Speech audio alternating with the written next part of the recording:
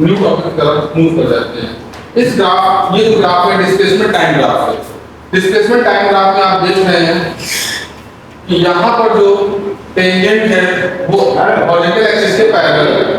Theta जो है आपका 0 डिग्री है, जो आपका स्लोप है m tan 0 degree, it means 0। Displacement time graph जो है वो आपको यहाँ पर जो स्लोप है वो एक्चुअल में वेलोसिटी होगा, करेक्ट है। यहाँ पर वेलोसिटी जो है वो आपका 0 आ रहा है, वेलोसिटी आपका 0 आ रहा है। इसमें आप देखिए, अगर आप इसको देखेंगे तो एंगल जो है थीटा जो है वो आपका हॉरिजॉन्टल एक्सिस के साथ थीटा लेस देन 90 डिग्री है। इसका मतलब जो m है, स्लोप है, tan थीटा है, वो आपका पॉजिटिव आएगा, और यहाँ पर जो स्लोप है वो वेलोसिटी है, और वेलोसिटी आपकी पॉजिटिव आ रही है, करेक्ट है। यहाँ पर अगर हम लोग देखते हैं स्लोप जो है थीटा है ग्रेटर देन 90 आ रहा है, मतलब एंगल ग्रेटर देन 90 है, तो स्लोप जो है वो m tan थीटा, थीटा 90 से ग्रेटर है, वैल्यू नेगेटिव आएगी। इसका मतलब जो स्लोप है वो आपका वेलोसिटी को रिप्रेजेंट कर रहा है, और आपका वेलोसिटी नेगेटिव आ जाएगी। तो यहाँ पर initial velocity u equal to 0, यहाँ पर इनिशियल वेलोसिटी u जो है पॉजिटिव आएगा, और यहाँ पर इनिशियल वेलोसिटी की बात अगर करी जाए, डिस्प्लेसमेंट जब x0 है तो इनिशियल वेलोसिटी u जो है वो नेगेटिव आ रही है। किस तरह से हमने इन तीन ग्राफ का रिवीजन किया है, और हम लोग अब अपना जो है टॉपिक देखते हैं आज कि आपको अगर डिस्प्लेसमेंट दिया गया है, x means displacement, x displacement है, करेक्ट, v वेलोसिटी है, और a एक्सीलरेशन है, करेक्ट है। डिस्प्लेसमेंट से आपको वेलोसिटी पर जाना है dx by dt, it means आपने डिफरेंशिएशन कर दिया। इसके बाद वेलोसिटी से आपको एक्सीलरेशन पर जाना है dv by dt, आपने अगेन डिफरेंशिएशन कर दिया, करेक्ट। आपको एक्सीलरेशन से वेलोसिटी जाना है, आपको इंटीग्रेशन करना है। वेलोसिटी से डिस्प्लेसमेंट पर जाना है, अगेन आपको इंटीग्रेशन करना होगा।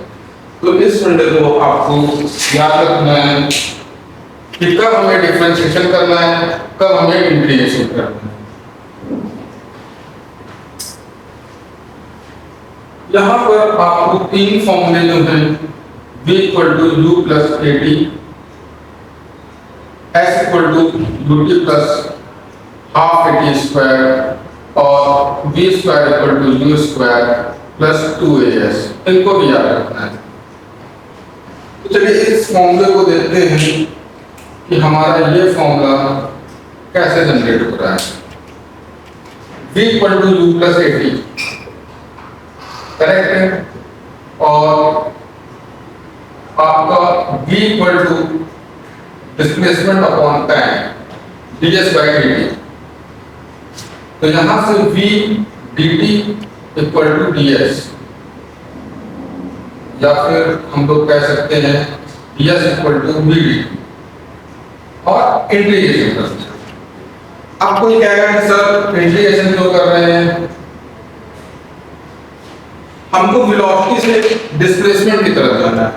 वेलोसिटी से डिस्प्लेसमेंट के लिए अगर वेलोसिटी के फॉर्मूले से हम लोग को s फाइंड आउट करना है तो इंटीग्रेशन का सहारा लेते हैं, इंटीग्रेशन करते हैं।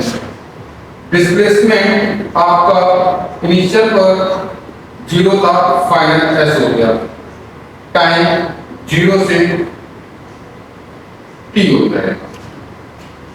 अब v dt, यहां पर वेरिएबल ds है, और यहां पर आपका वेरिएबल t है, यहां पर वेरिएबल s है, तो क्या इसकी वैल्यू t की फॉर्म में, मतलब v जो है क्या फंक्शन ऑफ t है? अगर v फंक्शन ऑफ t है तो हम लोग v की वैल्यू पुट करेंगे, अदरवाइज v को एज अ कांस्टेंट हम लोग लेंगे। तो यहाँ पर हम लोग v की वैल्यू पुट कर देते हैं, v equal to u plus 80 और ds। अच्छा, मैंने अपने बेसिक कंसेप्ट में सिखाया हुआ था कि अगर आपका dx है तो x आएगा प्लस c कोई कांस्टेंट, dy है तो y आएगा plus c an constant, dz है तो z आएगा प्लस c एन कांस्टेंट, तो ds है तो आपका यहाँ पर s आएगा और limit lower and upper. Correct है? यहाँ पर यह आपका इंटीग्रेशन का पार्ट हो गया। अगर आप इंटीग्रेशन कर रहे हैं 5dx तो आपका integration 5x plus c, 7dx 7x plus c। Correct है? तो इस तरह से आपका u का इंटीग्रेशन ut आ जाएगा। 5 का 5x वेरिएबल x का, 7 का 7x वेरिएबल x का, तो u का ut, क्योंकि यहाँ पर वेरिएबल t चल रहा है, u एज अ कांस्टेंट ले लिया गया। दूसरी बात यह है कि अगर आपका x का इंटीग्रेशन है, x की पावर 1 है तो एक पावर इंक्रीज करना होगा 1 प्लस 1 और उसी को अपॉन में लिख देना है plus c x square by 2। इस तरह से हम लोग x का इंटीग्रेशन करते हैं। तो t का इंटीग्रेशन कितना आ जाएगा? a कांस्टेंट है, a को ऐसे ही रहने देंगे, t का इंटीग्रेशन t स्क्वायर बाई 2 और लिमिट अप्लाई कर देंगे 0 to t। Upper limit minus lower limit s minus 0, upper limit minus यहाँ पर आपको t के प्लेस पर upper limit minus lower limit, फिर से t के प्लेस पर upper limit minus lower limit. तो इस तरह से आपका s equal to ut plus half at square, ये आपका फॉर्मूला आ जाएगा। तो इस तरह से हम लोगों ने इस फॉर्मूले का डेरिवेशन देखा है।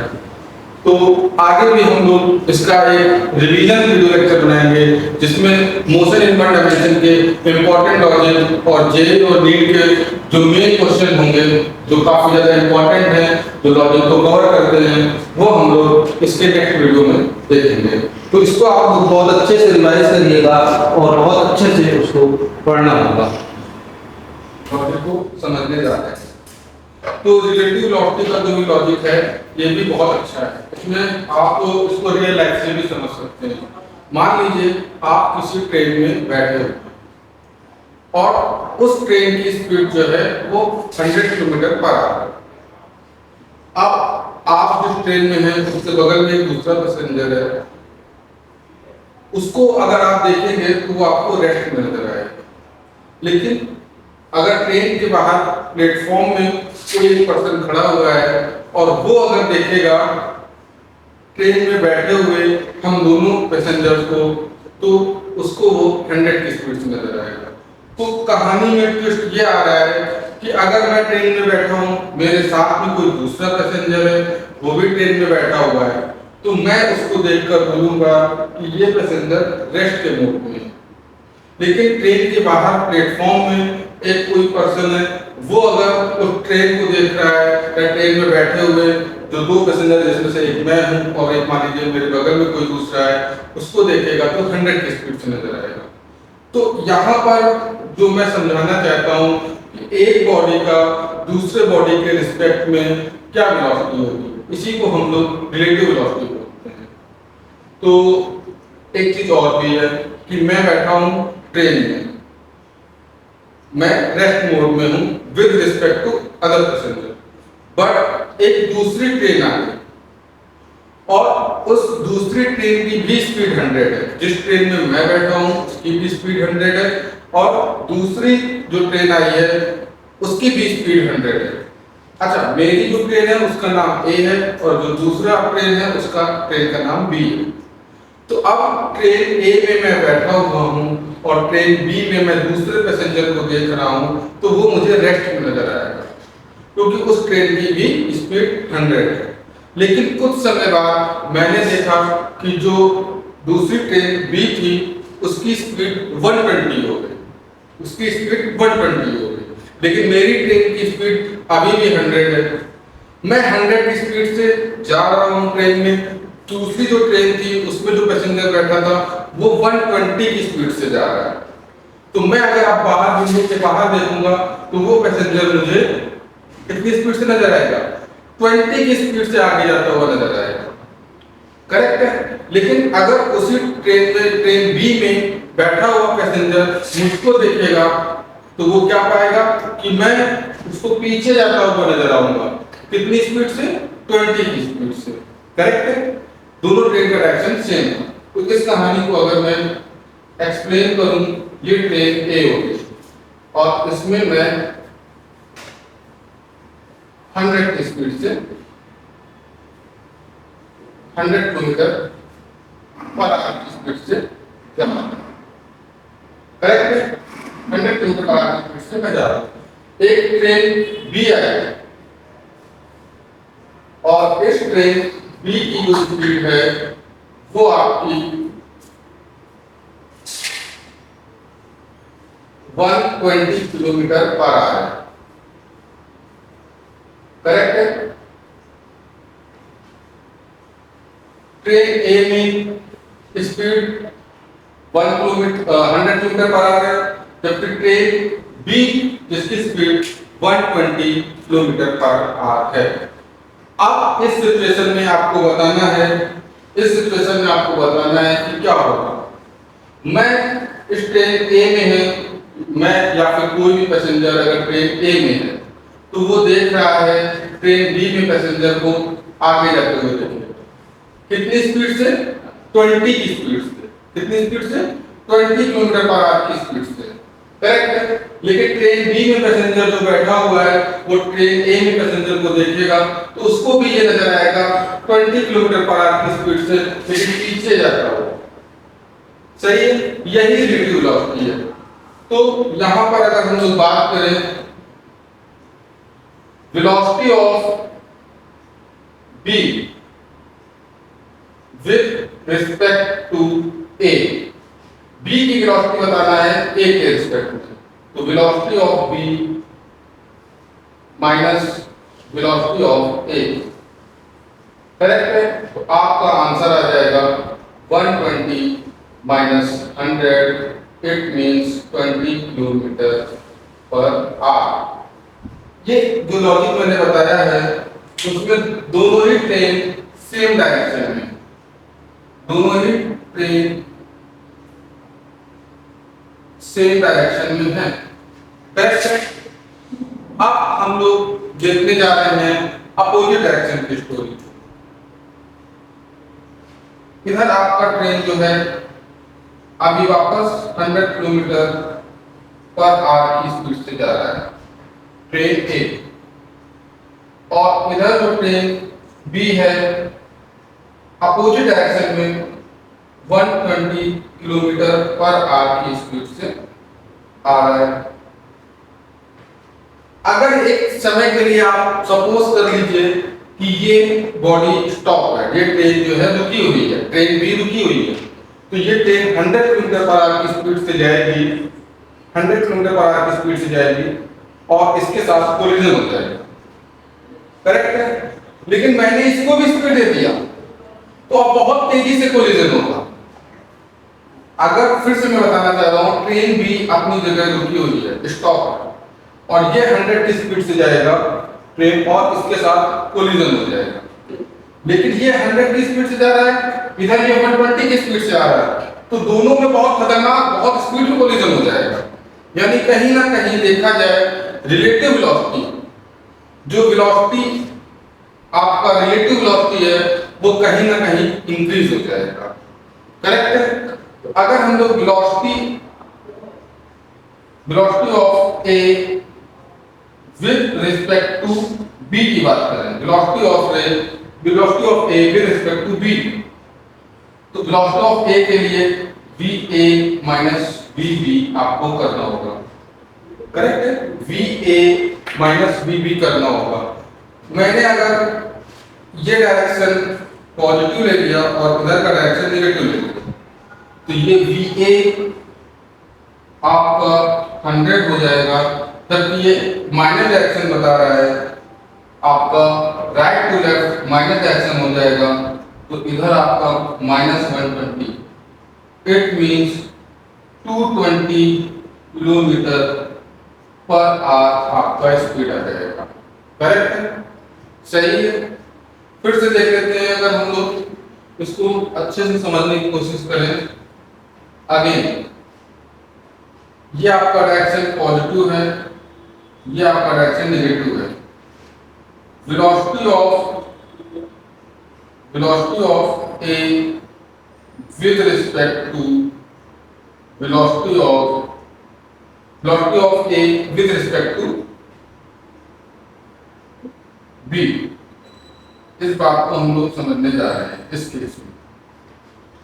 तो आपको करना होगा velocity of A minus velocity of B.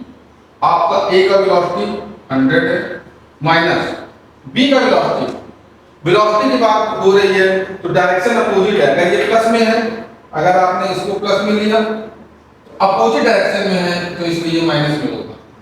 आप यहाँ पर -120, it means 220 kilometre per our आपकी स्पीड आ जाएगा, करेक्ट है।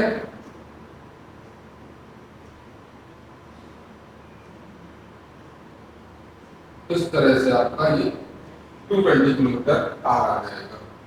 इसमें ही अगर आप देखना चाहते हैं velocity of B with respect to A, velocity of B with respect to A, तो आपको फॉर्मूला अप्लाई करना पड़ेगा VB माइनस VA। अब VB velocity of B minus direction है तो -120, करेक्ट है, माइनस वेलोसिटी ऑफ A, ये आपका देखा जाए तो प्लस में है 100, तो आपका -220 किलोमीटर पर आवर आपका आ जाएगा। तो आपको ध्यान रखना है, जिसका भी वेलोसिटी फाइंड आउट करना है, वेलोसिटी ऑफ ए आप ये पहले लिखेंगे, विद रिस्पेक्ट टू बी उसका वेलोसिटी आपने माइनस सब्ट्रैक्ट कर दिया।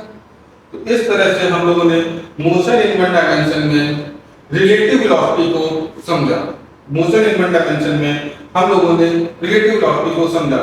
ये लॉजिक और कंसेप्ट था आपका सेम डायरेक्शन के लिए, जबकि ये कंसेप्ट था अपोजिट डायरेक्शन के लिए।